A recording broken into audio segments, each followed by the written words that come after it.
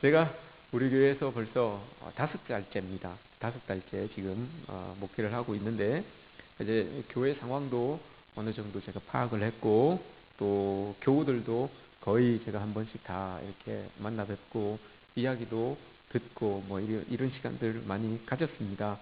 근데 참 다양한 소리들이 제게 들려졌습니다. 우리 교회가 참 좋다. 우리 성도들이 참 귀하다. 우리 은혜가 있다. 부흥의 그런 어떤 이 기초들이 잘 닦여져 있다. 열심히 한다. 뭐 부족하지만 어렵지만 열심히 한다. 또 목사님을 위해서 기도하시는 분들도 많이 계신다. 뭐 이런저런 좋은 이야기들을 참 많이 들었습니다. 근데 좋은 이야기도 있었지만 저를 고민하게 만드는 이야기도 있었어요. 저를 고민하게 만드는 이야기도, 그게 뭔가 하면 능력이 없다. 교회에 능력이 없습니다. 그 예로, 그 이유로 잘 모이지 않습니다. 그리고 크게 기도하지도 않고요. 또 기도하는 분들이 계시지만 아멘으로 화답도 잘 안 합니다. 참 우리 교회는 능력이 없는 것 같습니다. 그 교회가 성도들을 통하여서, 성도를 향하여서 능력 있는 신앙생활을 하게 만들어 주어야 되는데, 교회가 그런 모습이 참 부족한 것 같습니다.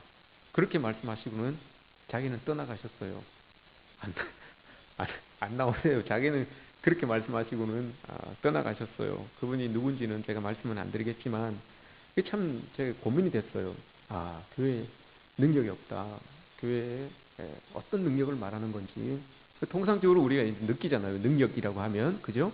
교회에서 딱 있어야 되는 그 능력이 없다. 이런 말을 딱 들으니까 제가 고민이 됐어요. 어떻게 능력 있는 교회, 또 성도들에게 능력 있는 그런 신앙생활을 할 수 있게끔 만들어 갈 수 있을까?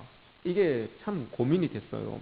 그 고민은 지금도 늘 있고요. 아마 목회가 끝날 때까지 이 고민은 계속 있을 겁니다. 여러분들을 대할 때마다 아마 이 고민이 있지 않을까 싶습니다. 근데 오늘 과연 능력이 어떻게 해야만 우리가 능력 있는 신앙생활을 할 수 있을까? 여기 고민하다 보니까 한 답을 찾게 되었는데, 그게 오늘 우리가 읽은 이 말씀입니다. 능력이라고 하면, 교인들에게 능력이 있다라고 하면 우리는 통상적으로 이렇게 생각을 하겠죠. 새로운 일들을 잘 처리해낼 수 있는 그런 능력.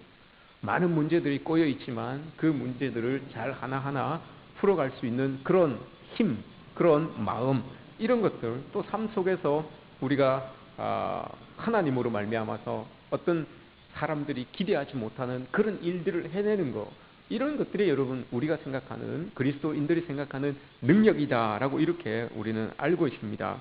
그런 능력을 여러분 우리는 바라고 또 소망하면서 그렇게 신앙생활을 하고 있는 거죠.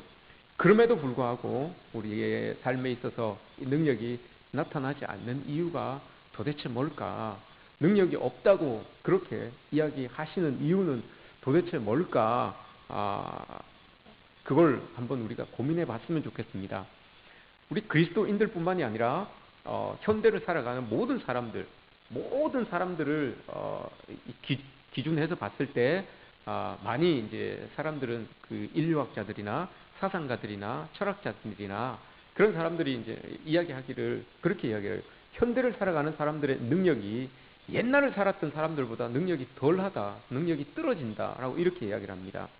예를 들어서 뭐 예술에 종사하는 부분들도 마찬가지고, 그런 사람들을 예를 들자면, 옛날에 음악을 하는 사람들을 예로 들어보자면, 아무리 지금은 음악에 대한 공부도 많이 하였고 장르의 다양함도 다 이해하고 하지만, 옛날에 모차르트 같은 사람이 만들었던 음악을 못 만듭니다. 옛날에 베토벤이 만들었던 그런 음악을 못 만듭니다. 그만큼 능력이 좀 부족합니다 라고 이렇게 이야기를 해요. 문학도 마찬가지입니다. 문학에 대한 지식도 많고 정보도 참 많지만 옛날에 세익스피어 같은 그런 작품이 나오지 않습니다. 도스토예브스키 같은 그런 작품이 나오지 않습니다. 전체적으로 봤을 때 옛날 사람들과 지금 사람들의 능력이, 신앙의 능력뿐만이 아니라 사회적인 능력조차도 좀 다 떨어진 것 같습니다 라고 이렇게 인류학자들은, 사상가들은 그렇게 이야기를 합니다. 근데 거기에 대하여서 레이몽 아롱이라고 하는 이 사상가가 답을 냈는데 왜 옛날의 사람들과 지금 사람들을 비해서 지금 사람들이 능력이 떨어지는 것 같냐라고 이렇게 질문을 던지고 거기에 답을 했는데 그 답이 전기를 발명했기 때문에 그렇습니다라고 이렇게 이야기를 해요. 전기 때문에 그렇습니다라고 이렇게 이야기를 합니다. 옛날에는 전기가 없었기 때문에 해 떨어지면 집에 들어가야 돼요. 해 떨어지면 그냥 산책하든지 아니면 촛불을 켜놓든지 등불을 켜놓든지 그 아래서 여러분 깊은 생각을 할 수 있었다는 겁니다. 깊은 사색을 할 수 있었다는 거예요. 나를 돌아볼 수 있는 시간이 참 많았다는 거예요. 불이 없으니까 등불 켜놓고 산책하면서 내 스스로를 돌아보는 거죠. 내 마음을 돌아보고 하는데 전기가 딱 들어옴으로 말미암아서 밤이 너무 환해졌다는 거예요. 밤이 너무 바빠졌다는 거예요. 밤에 너무 할 일이 많아졌다는 겁니다. 그래서 여러분 불야성이라고 하잖아요. 불이 꺼지지 않는 그런 이 동네라고 이렇게 이야기를 하잖아요. 그래서 그만큼 밤에 불이 밝아지다 보니까 사색할 수 있는 시간이 없어졌다. 생각할 수 있는 시간이 없어졌다라고 이렇게 이야기를 합니다. 신앙에 있어서도 여러분 여기에 대해서 이야기를 하는 사람이 있어요. 요 분과 이 사상가와 비슷한 말을 했던 사람이 있는데 토마스 왓슨이라는 분이 있어요. 이분은 청교도 신앙을 이렇게 집대성한 분이에요. 이분이 나중에 우리가 잘 알고 있는 찰스 스펄전 목사님에게 영향을 끼쳐요. 그래서 이 찰스 스펄전 목사님이 이분을 거의 정신적인 스승으로 삼고 그 밑에 신앙을 펼쳐나갔던 분이 스펄전 목사님이신데 이분이 1600년도의 사람이었는데 그분이 이렇게 이야기를 합니다. 기독교의 영성은 묵상에서 나온다라고 이렇게 이야기를 해요. 그러면서 하시는 말씀이 책을 썼는데 묵상의 산에 오르라라는 그런 책을 썼는데 그 안에 어떤 내용이 있는가 하면 이런 이야기가 있습니다. 묵상은 하나님을 만나는 거룩한 습관입니다. 우리의 영혼이 세상에서 조금 조용히 물러나 진지하고 엄숙한 태도로 하나님을 생각하는 것이 묵상입니다. 라고 이렇게 이야기를 해요. 그러면서 하는 말이 지금 지금 사람들은 이제 이 말씀과 견주어서 볼 때 문제가 있는데 어떤 문제가 있는가 하면 묵상을 잃어버린다는 거예요. 너무 바쁘고 너무 저녁 시간이 화려하고 너무 밝다 보니까 내 스스로를 돌아보는 하나님의 말씀을 곱씹는 이 묵상의 시간이 줄어든다. 묵상의 시간이 없어져 버린다라고 이렇게 이야기를 해요. 그래서 세상에 있어야 아롱이 이야기했던 그 사색의 힘이라고 하는 것과 묵상의 힘, 신앙인들에 있어서 묵상의 힘이라는 것이 동일시되고 있는데 현대인들은 사색을 못함으로 힘을 못 쓰고 그리스도인들은 묵상을 못함으로 힘을 못 쓴다. 능력을 잃어버린다라고 이렇게 이야기를 하는 겁니다. 여러분 어떻습니까? 묵상이 깊어져야 하는데 오늘 말씀을 보면 오늘 19장 말씀, 시편 19장 말씀은 하나님의 묵상에 대하여서 하나님 말씀에 대한 묵상에 대한 말씀이 오늘 우리에게 주어지고 있는 겁니다. 여러분 어떠십니까? 여러분들은 낮이 바쁩니까? 밤이 바쁩니까? 낮이 여러분 화려하십니까? 밤이 화려하십니까? 어떻습니까, 여러분? 우리는 뭐 이 시골이라면 시골이지만 저 가까이에 있는 울산만 가도 여러분 밤인지 낮인지 몰라요. 밤에 가도 그죠? 다 불이 밝혀져 있고 사람들이 막 그 늦은 시간에도 그냥 뭐 대낮처럼 움직이는 그런 모습을 볼 때 정말 밤낮 구분이 없구나라는 것을 우리가 느끼게 되죠. 그만큼 여러분 우리의 밤 시간이 바빠요. 밤 시간이 너무너무 바빠서 하나님의 말씀을 곱씹을 수 있는 시간조차도 우리에게 없다라는 것이죠. 근데 오늘 우리 19절 말씀, 시편 19편 말씀에서 묵상을 이해할 수 있게끔 우리에게 말씀을 해주고 있습니다. 우리가 깊이 묵상해야 되는 이유, 깊이 사색해야 되는 이유에 대해서 오늘 말씀은 우리에게 보여주고 있는데 첫 번째, 우리가 묵상을 하게 되면 우리는 우리의 삶을 좀 천천히 갈 수 있게 만들어준다라고 이렇게 묵상은 이야기하고 있습니다. 좀 천천히 가게 한다. 묵상이라는 말이 여러분 히브리어로 하가라는 말입니다. 하가는 어떤 의미를 가지고 있는가 하면 멈추다, 되새김질하다 이런 의미를 가지고 있어요. 그러니까 묵상이라고 하는 것은 하나님의 말씀은 되새기는 거예요. 되새기는 거예요. 계속해서 곱씹는 거예요. 그냥 한번 탁 듣고 끝내는 것이 아니라 배부르면 우리가 한 끼 식사를 하고 나서 배부르면 끝나는 것이 아니라 그렇게 배부르고 난 다음에 그걸 가지고 여러분 일을 하는 거예요. 그 배부름을 가지고 일을 하는 거고 다른 어떤 결과물들을 만들어내는 거. 요걸 여러분 묵상, 하가, 되새김질이라고 이렇게 이야기를 하는 겁니다. 초식동물이 여러분 보면 급하게 이렇게 풀을 뜯어먹죠. 급하게 풀을 뜯어먹고 난 다음에 한적한 곳에 가서 안전한 곳에 가서 여러분 그걸 되새김질 하잖아요. 뜯어먹을 때는 이게 주변의 상황이 어떨지 모르니까 급하게 뜯어먹어요. 그리고 배가 부르면 이제 안전한 곳으로 가서 한적한 곳으로 가서 그것을 계속 곱씹어서 영양가로 만드는 거죠. 계속 곱씹어서. 이게 여러분 묵상이라는 거예요. 우리도 여러분 하나님 말씀을 이렇게 예배당에 나와서 하나님 말씀을 듣죠. 하나님 말씀 듣는 게 이게 초식동물이 풀 뜯어먹는 행위랑 똑같은 거예요. 그렇게 우리의 영혼을 단시간에 빨리 하나님 말씀으로 채우고 나면 이게 끝나는 게 아니고 묵상이라고 하는 것은 이 말씀을 가지고 이제 우리의 삶의 자리로 돌아가는 거예요. 가정으로 돌아가고 우리의 삶의 자리로 돌아가고 다른 한적한 곳으로 시간이 있는 곳으로 돌아가서 이 말씀을 가지고 이제 곱씹는 거죠. 곱씹어서 여기에서 나오는 그 영양분을 가지고 우리의 영혼에 살을 찌우는 영양분을 공급하는 그런 시간을 우리가 가져야 된다라는 겁니다. 이게 묵상이 주는 유익이에요. 노수봉 씨라고 하는 분이 계시는데 작가예요. 그분이 여러분 책을 하나 썼어요. 뜨끔뜨끔 광고 회사인 메모장이라는 책을 썼는데 이런 말이 있어요. 한번 검색해 보면 재미있는 책이에요. 조만한 책인데 재미있어요. 이런 말이 있어요. 묵상이 주는 유익에 대해서 말씀을 하고 있는데 예전에는 심장 박동수를 빠르게 하는 사람이 좋았다. 요즘에는 심장 박동수를 느리게 하는 사람이 좋아졌다. 가슴을 뛰게 하는 사람이 있고 가슴을 잔잔하게 만드는 사람이 있다. 둘 다 좋고 필요하지만 후자에 대한 평가절하가 많았다. 가슴을 뛰게 하는 사람은 깃발을 꽂게끔 도와주지만 가슴을 잔잔하게 하는 사람은 풍경을 보게 한다. 이렇게 이야기를 합니다. 가슴을 잔잔하게 하는 사람, 깊이 생각하게 하는 사람은 잔잔하게 하는 사람은 풍경을 보게 한다. 그러면서 그 뒤에 하나를 더 이야기해 줬는데 여행의 기술이라고 하는 책이 있는데 그 책을 가지고 와서 그 책의 내용을 가지고 와서 자기가 썼어요. 어떤 내용인가 하면 이런 내용입니다. 사람이 아무리 느리게 걸으면서 본다 해도 세상에는 사람이 볼 수 있는 것보다 더 많은 것들이 있다. 빨리 간다고 해서 더 잘 보는 것도 아니다. 진정으로 귀중한 것은 생각하고 보는 것이지 속도가 아니다. 기차가 좋은 것은 앞을 보여주지 않고 옆 풍경을 보여주며 생각에 잠길 수 있도록 해주기 때문이다. 이게 묵상이 주는 유익이다라고 이렇게 이야기를 합니다. 빨리 지나가면서 빨리 가는 것도 중요하지만 묵상이라고 하는 것은 천천히 가면서 섬세하게 보는 거죠. 천천히 가면서 깊이 있게 보는 겁니다. 그래서 그 안에 빨리 가면서 보지 못했던 그 풍경들을 담아내고 그걸 내 마음속에 이제 간직하게 되는 거. 이게 묵상이다라고 이렇게 이야기를 합니다. 제대로 하는 묵상은 우리의 마음속에 여러분 결기를 다지지 못하게 합니다. 제대로 하는 묵상은 하나님의 말씀을 여러분 제대로 우리가 곱씹으면 우리의 마음속에서 일어나는 그 결기를 다지지 못하게 합니다. 결기가 여러분 뭡니까? 결기. 욱 하면서 튀어나오는 그 화기. 확 그냥 이렇게 내가 통제하지 않았을 때 팍 튀어나오는 그 행동들.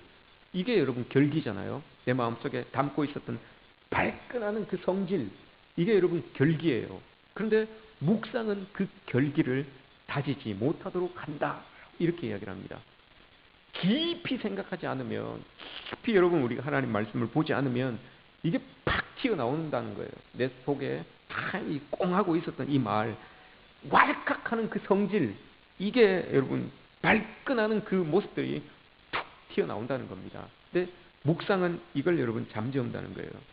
교회가 요즘은 교회에서 분쟁이라고 하면 옛날에는 여러분 교회에서 어떻게 그렇게 분쟁을 할 수 있냐 이렇게 받아들였어요. 근데 요즘은 여러분 교회에서 분쟁이라고 하면 너무 여러분 이게 자연스러운 거예요.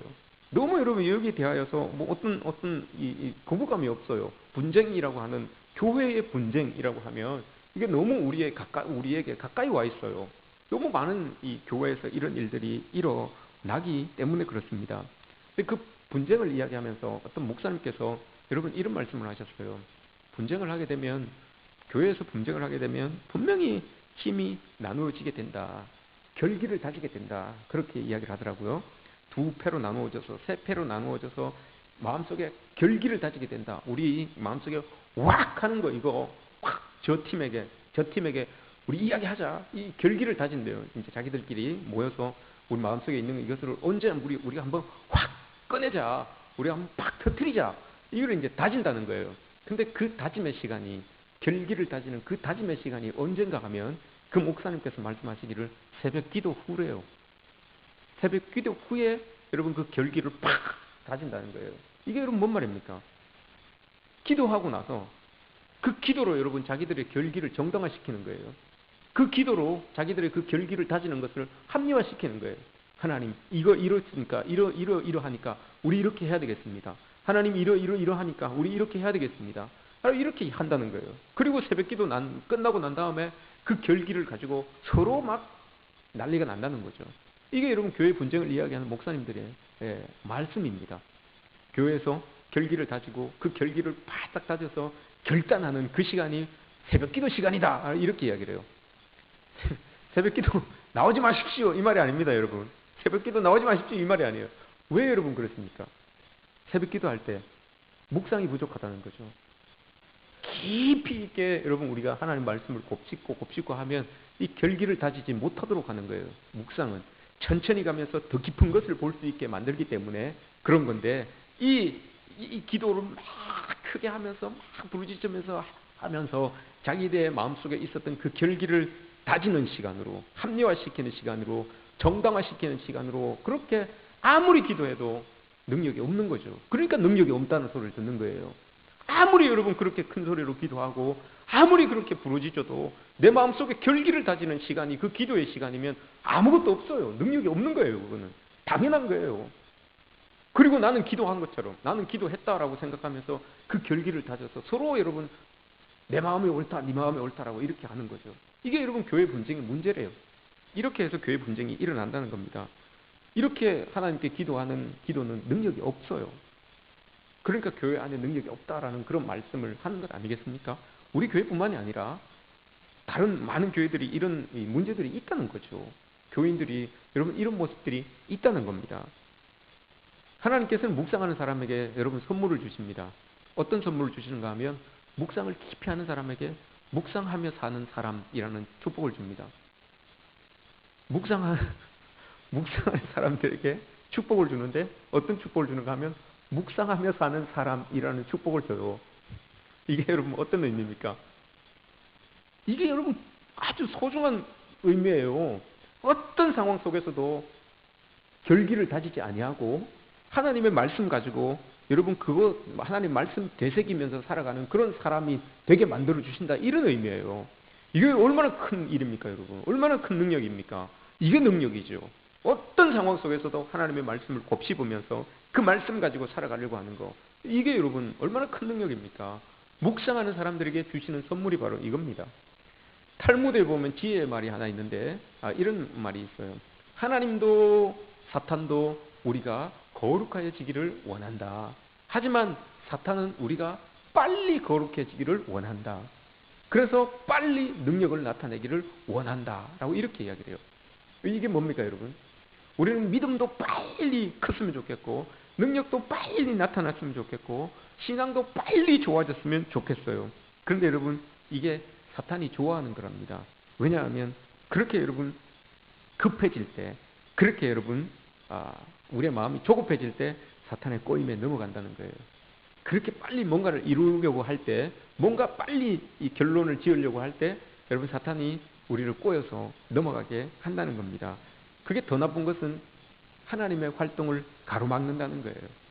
내가 하나님께서 일하게끔 이렇게 펼쳐놔야 되는데 빨리 믿음이 생겨야 되고 빨리 신앙이 좋아져야 되고 빨리 능력이 나타나야 된다 보니까 내가 너무 설치는 거예요. 내가 너무 이렇게 막 앞서가는 거예요. 그러다 보니까 하나님의 능력이 가로막히는 거예요. 하나님이 하고 싶은 일이 있는데 그게 내가 너무 앞서가다 보니까 하나님의 일을 못하는 그런 일들이 일어나게 된다.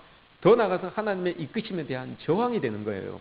하나님은 이렇게 이끌어가고 싶으신데 내가 너무 앞서가다 보니까 다른 곳으로 가요. 그러다 보니까 하나님이 이끌고 싶은 그곳에 대한 저항으로 나의 신앙이 나타나게 된다. 이게 이 탈무드에서 이야기하고 있는 내용입니다.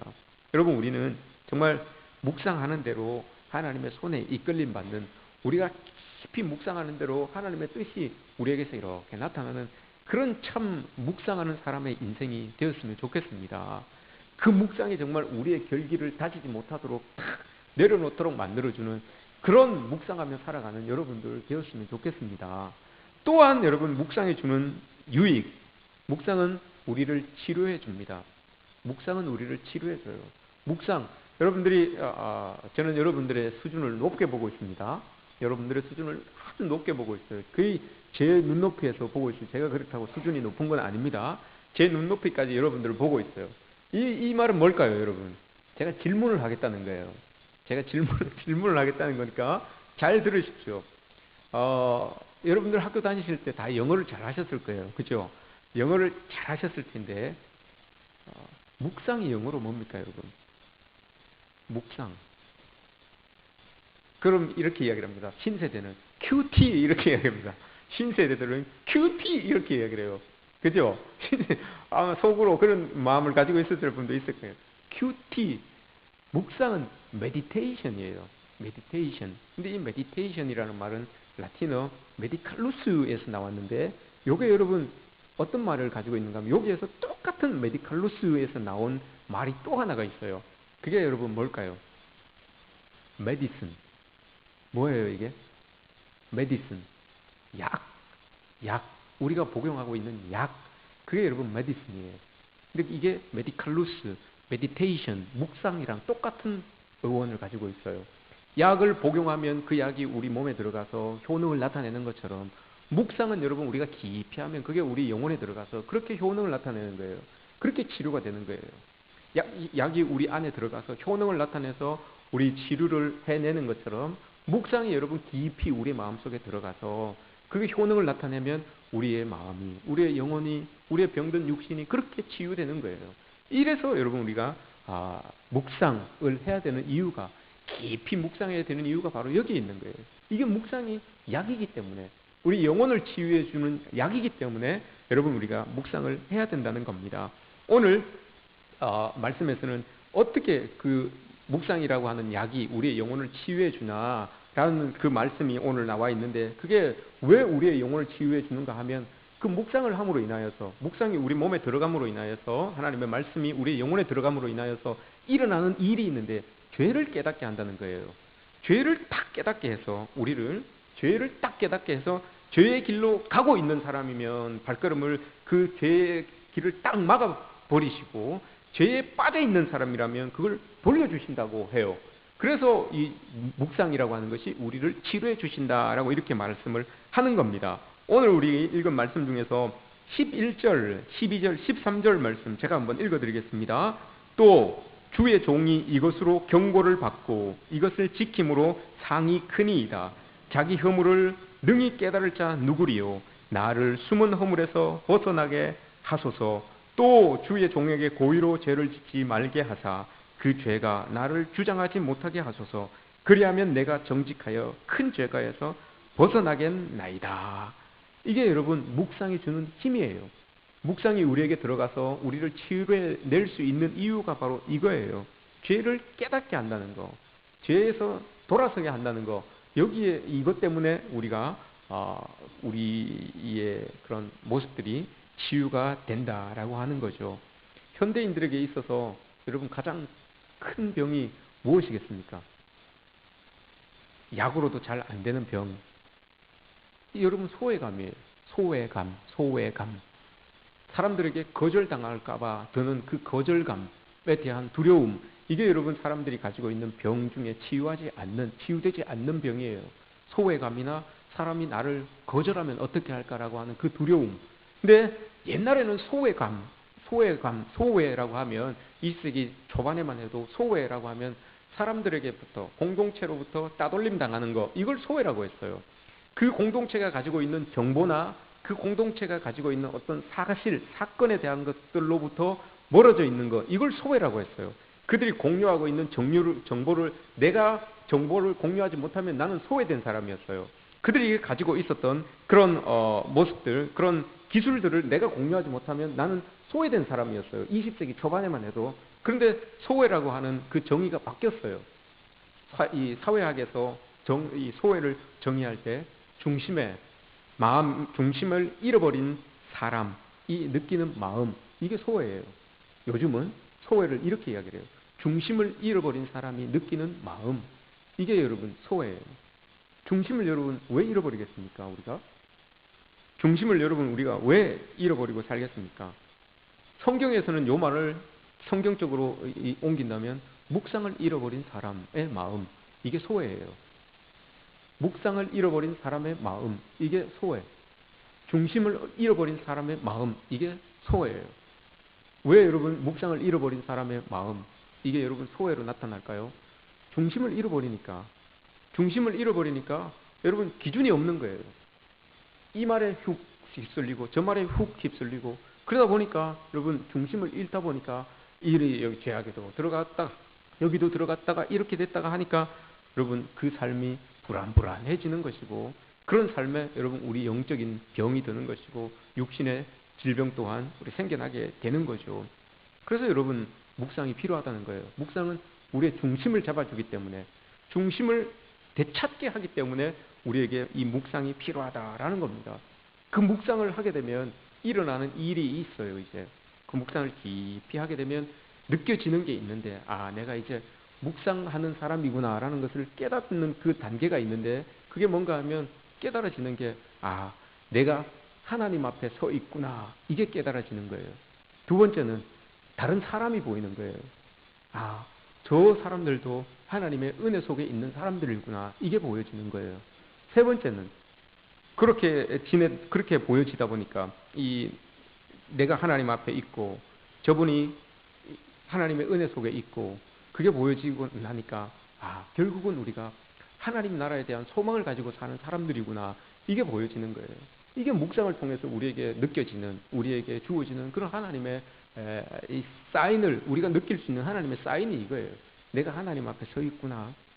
저 사람들도, 심지어 내가 미워하는 사람들도 하나님의 은혜 속에 있는 사람들이구나. 그리고 그 다음에 하나님 나라가 느껴지게 되는 거죠. 그러니까 여러분 이 병이 치유될 수밖에 없죠. 저 사람도 하나님 은혜 속에 있는 사람이구나 라고 그 마음이 드니까 어찌 여러분 원수처럼 지낼 수 있겠습니까? 저 사람도 하나님이 저 사람을 사랑하셔서 십자가에 못 박혀 죽으셨구나, 그 마음이 드는데 여러분 어찌 우리가 원수처럼 지낼 수 있겠습니까? 그러니까 관계 속에서 묶여져 있었던 그 끈들이 풀어지게 될 수밖에 없는 거예요. 그러니까 관계의 병이 치유가 되는 거죠. 내가 늘 하나님 앞에 서 있구나, 이런 마음이 있는데 어떻게 여러분 우리가 죄 지으면서 죄악 가운데 설 수가 있겠습니까? 그러니까 당연히 우리의 모습 속에서 죄악이 끊어지게 되어 있는 거예요. 하늘나라를 소망하면서 살아가니까 여러분 그 마음에 평안이 들게 되는 것이고 기쁨이 들게 되는 거예요. 그러니까 우리의 마음속에 있는 그 속병들이 치유가 될 수밖에 없는 거예요. 이게 여러분 묵상이 주는 큰 능력입니다. 이만한 능력이 여러분 묵상에서 나타나는 거예요. 이걸 여러분 이 묵상이 깊어지는 걸 가지고 교회의 용어로 뭐라고 합니까? 영성이라고 하잖아요. 영성이 깊어지면 여러분 그 모습들이 이렇게 드러나는 이유가 바로 여기에 있는 거예요. 내가 하나님 앞에 있는 것 같고 모두가 하나님 은혜를 입은 것 같고 하나님 나라를 소망하는 사람인데 그럼 영성이 당연히 여러분 깊어질 수밖에 없죠. 이런 은혜가 여러분 우리에게 있었으면 좋겠습니다. 깊은 묵상을 해야 되는 마지막 이유, 깊이 있게 여러분 우리가 묵상을 해야 되는 이유, 이건 여러분들도 알고 계실 겁니다. 하나님의 뜻을 알 수 있기 때문에 우리가 깊이 묵상해야 되는 것 아니겠습니까? 점 보신 일이 있습니까, 여러분? 점 보신 적이 있습니까? 점집에 한번 가보신 적이 있으신가요? 점집에? 안 가보셨어요? 사주팔자, 궁합 이런 거 한 번도 안 봐보셨어요? 여러분? 이 신문에도 여러분 나와요. 신문에도 이달의 운수 이러면서 무슨 토끼띠, 호랑이띠는 누구를 조심하고 동쪽에서 뭐가 어떻게 되고 이런 게 나오잖아요. 한 번도 여러분 안 봐보셨어요? 점집에 제가 언제 역술인 학술지를 제가 한번 봤는데 그 학술지에 광고가 참 많아요. 광고가 무슨 선녀보살, 무슨 보살, 뭐 몇 년을 내다보네, 뭐 이러면서 쭉 광고 문구들이 많아요. 자기 점집을 이제 홍보하는 거죠. 근데 그 광고 문구 중에 눈에 딱 들어오는 광고가 여러분 하나 딱 있었어요. 그게 뭔가 하면 기독교인 비밀 보장.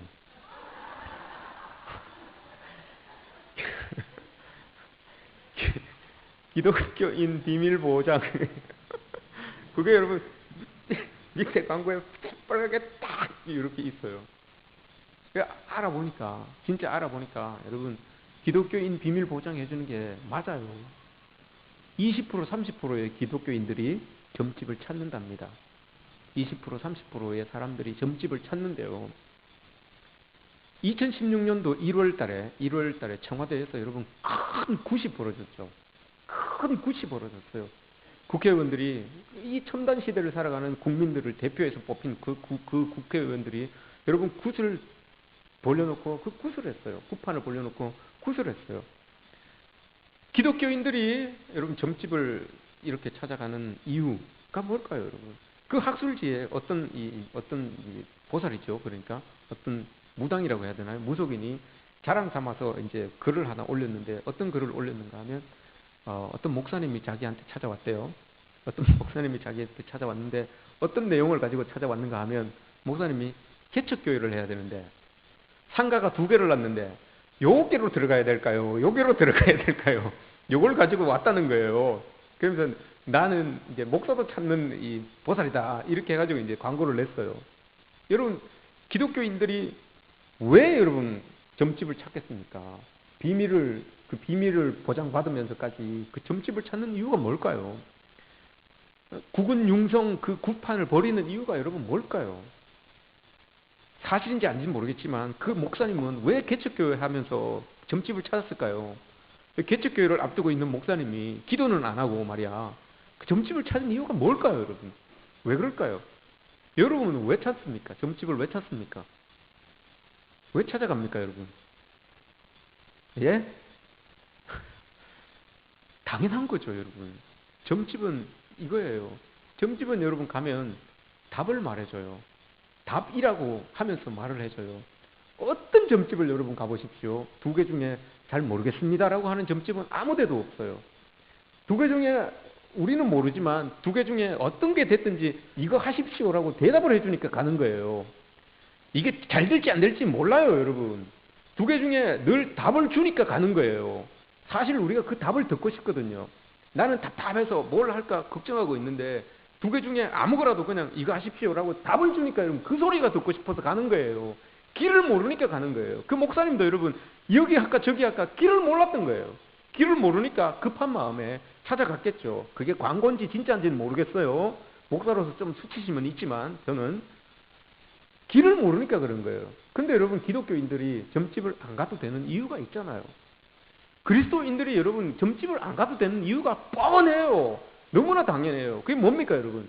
하나님이 우리 길을 가르쳐 주시는데 뭐 급한 마음을 가지고 여러분 거기 가서 맞지도 않는 거 여기 가라 저기 가라 하는 그 점집을 찾을 이유가 뭐가 있겠습니까? 깊이 있게 묵상하면 여러분 우리가 하나님께서 들려주시는 그 음성을 들을 수 있어요.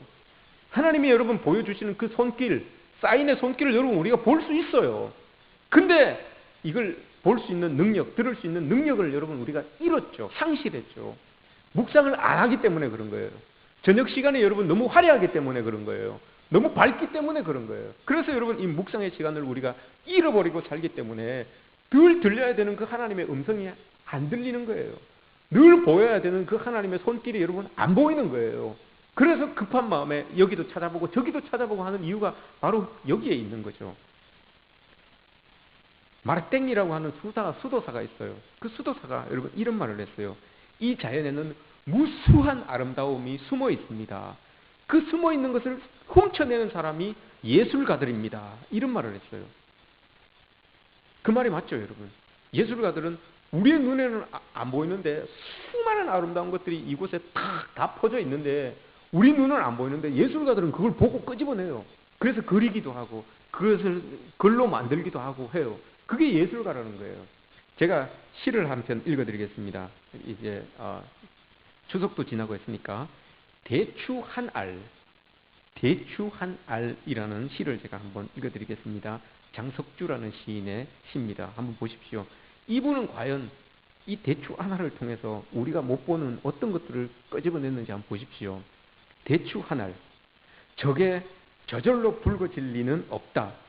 저 안에 태풍 몇 개, 저 안에 천둥 몇 개, 저 안에 벼락 몇 개, 저게 혼자 둥그러질 리는 없다. 저 안에 무설이 내리는 몇 밤, 저 안에 땡볕 두어 달, 저 안에 초승달 몇 날. 이게 예술가라는 거예요, 여러분. 대추 하나를 보고 누가 여러분 이거 생각하겠습니까? 대추 하나를 보고 저 안에 정말 천둥이 몇 번 쳐서 지나가고 소리가 내리고 이 안에 여러분 구름이 몇 번 거쳤다가 닫혔다가 이 하는 그거를 여러분 그 대추 하나를 보고 끄집어내는 거예요. 이게 예술가라는 거예요, 여러분. 수많은 아름다움이 이 땅 위에 펼쳐져 있는데 그걸 훔쳐내서 자기 걸로 만드는 사람이 예술가다라고 이렇게 이야기를 합니다. 그리스도인의 이런 능력은 여러분 뭡니까? 그리스도인의 능력은 들리지 않는 하나님의 음성을 듣는 게 그리스도인의 능력입니다. 세상 사람들이 보지 못하는 그 하나님의 손길, 이끄시는 그 손길을 보는 게 그리스도인의 능력입니다. 이걸 여러분 우리가 끄집어낼 수 있는 방법은 묵상입니다. 하나님 말씀을 깊이 들여다보고 곱씹고 하면 하나님의 세상 사람들에게 들려지지 않는 그 하나님의 음성이 들려진다는 겁니다. 세상 사람들에게 보여지지 않는 그 하나님의 손길이 여러분 우리에게는 보여진다는 겁니다. 이게 여러분 묵상이 우리에게 주는 힘입니다.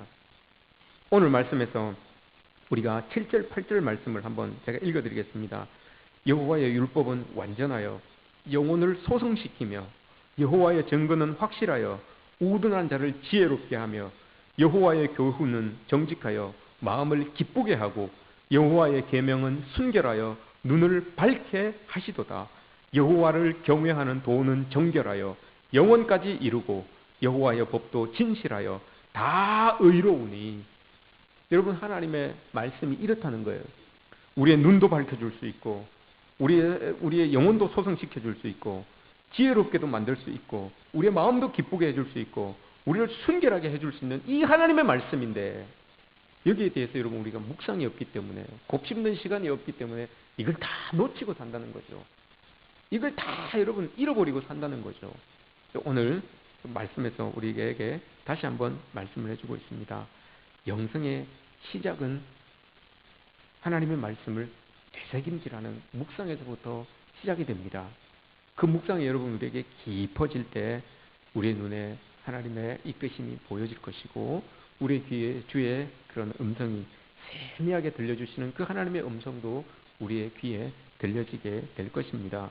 여러분 하나님의 말씀을 늘 마음에 새기고 되새김질 하듯이 마음에 두고 살아가서 언제나 우리 속에 있는 그 결기 우악 하는 그거 여러분 탁 내려놓고 하나님의 뜻을 알아서 그 길로 가는 여러분들이 되시기를 축복합니다.